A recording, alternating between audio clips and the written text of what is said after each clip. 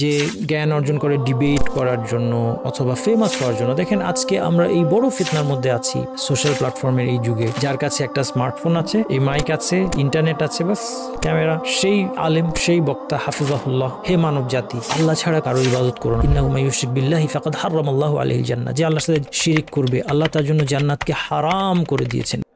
আপনি যত অযোগ্য লোক হন, আপনি মাইক দিয়ে সারা বিশ্বের মানুষকে বলেন, হে মানবজাতি, ইন্নাহু মান ইউশরিক বিল্লাহি ফাকাদ হারামাল্লাহু আলাইহিল জান্নাহ, যে আল্লাহর সাথে শিরক করবে আল্লাহ তার জন্য জান্নাত হারাম করে দিয়েছেন। এটাতে সীমাবদ্ধ থাকেন, কারণ এই আপনার জ্ঞানের পরিধি। আলহামদুলিল্লাহ, কোনো অসুবিধা নেই, কিন্তু ভাইরাল হতে হবে। ফলোয়ার, ফ্যান, কয়জন আমারটা দেখলো, কয়জন ওনারটা দেখলো, এর জন্য আজকে স্পর্শকাতর বিষয়ে কথা বলা, যে বিষয়ে জ্ঞান নাই, জটিল বিষয়, মুসলিম উম্মার সামগ্রিক বিষয়, এমন বিষয় একটা কথায় 1 লক্ষ মানুষ পথভ্রষ্ট, 2 লক্ষ মানুষ পথভ্রষ্ট হচ্ছে, সেই ভয় নাই আমাদের। আমরা অনেক বিষয় কথা বলছি, না জেনে কথা বলছি, যারা চুপ থাকে তাদেরকে খোঁচা দেওয়া হচ্ছে, তুমি কথা সব বিষয়ে এই বিষয়ে কথা বলো না কেন? অথচ চুপ থাকা ইসলামের শিক্ষা। আমার হয়তো জ্ঞান নাই, এটা কমপ্লিকেটেড বিষয়, আমি বুঝতে পারছি না, আমি চুপ থাকি। কিছু মাসালা হতে পারে সহজ, সবাই কথা বলতে পারে, সে সহজ মাসালায় আমি কথা বললাম, আলহামদুলিল্লাহ। কিছু মাসালা হতে পারে জটিল, কমপ্লিকেটেড, আমার সীমার বাইরে, আমার আয়ত্তের বাইরে, চুপ থাকি।